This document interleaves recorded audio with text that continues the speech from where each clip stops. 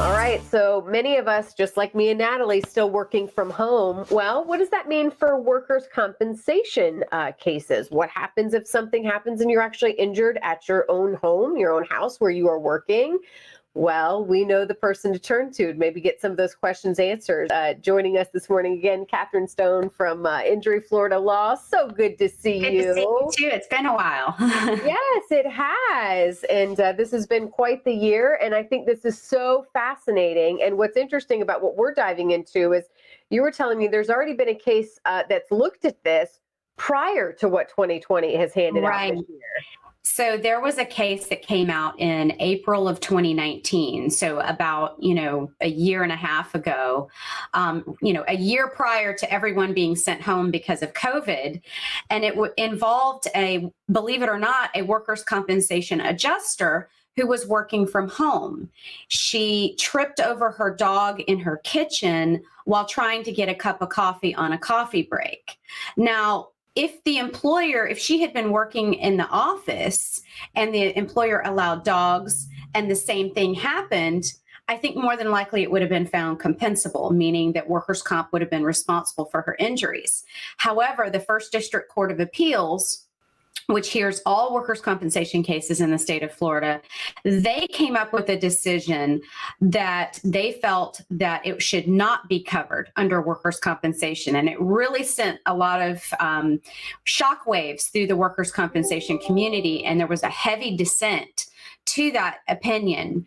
But I think it's very important for everyone to think about and consider when you're working from home. If your employer has or is required to have workers' compensation coverage, if your accident or injury is directly related to your work activities, the best example I can come up with is you have a file box and you trip over the file box and injure yourself, and because you're going to get something out of that file box for work. That should be covered even though you're in your own home. But according to Valcourt, if you're deviated from something that is directly related to your employment, it may not be. I think it's going to be fact specific in a lot of these cases, but it's definitely something for everybody at home, working from home, to think about. All right. So what I've learned from you over the years is documentation. I don't know that this has to be even more important as if you're alone working at home. Right. Because normally if you're in an office, someone's going to see you trip and fall. Yeah. Okay. So maybe you don't go to your employer right then and there and say, hey, I need to file a report of injury. But, Susie Joe over here saw me fall. So 6 months later, Susie Joe can come back and say, yes, I saw this person fall. You're at home now. There's no witnesses more than likely, other than maybe a spouse or someone else who in your home. So it's even more critical and more important to notify these employers of any kind of work-related accidents or accidents that you think are work-related, and to seek medical treatment timely to document your injuries. And just remember, everyone, you have 30 days to report a workers' compensation claim under the laws in the state of Florida. Well, and I'm sorry to kind of throw this out there too, workers' compensation, obviously an injury if you fall or something like that, but what about actually getting sick or something, happening in today's climate where I feel like health news is such a, factor on everything?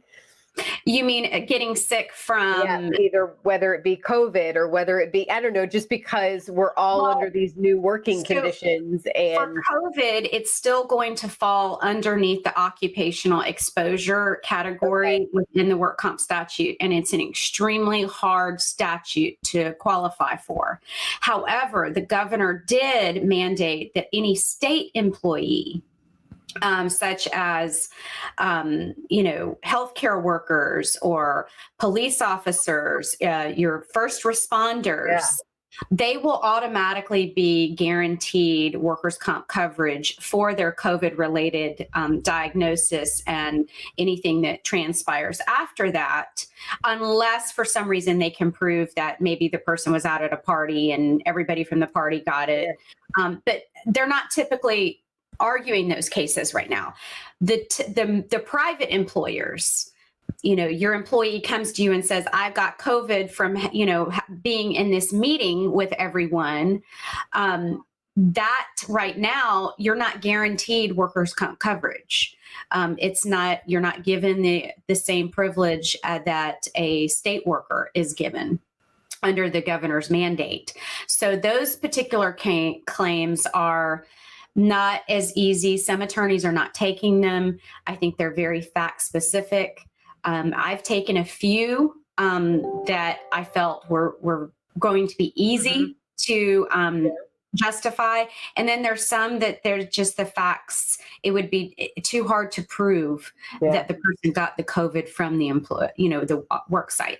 It's just interesting. We're wrapping up here. I say it's uncharted waters, but it's not. As you just proved, this has been looked at, in just about a year and a half ago. Lots of questions with this. Certainly you welcome people to call, get answers right away. It's better to be safe than sorry, right? Yes, absolutely. Well, there is the number. There's the website. Katherine, as always, such a pleasure to have you on our show. Thank you for taking some time with us this morning. We look forward to seeing you again soon. Okay.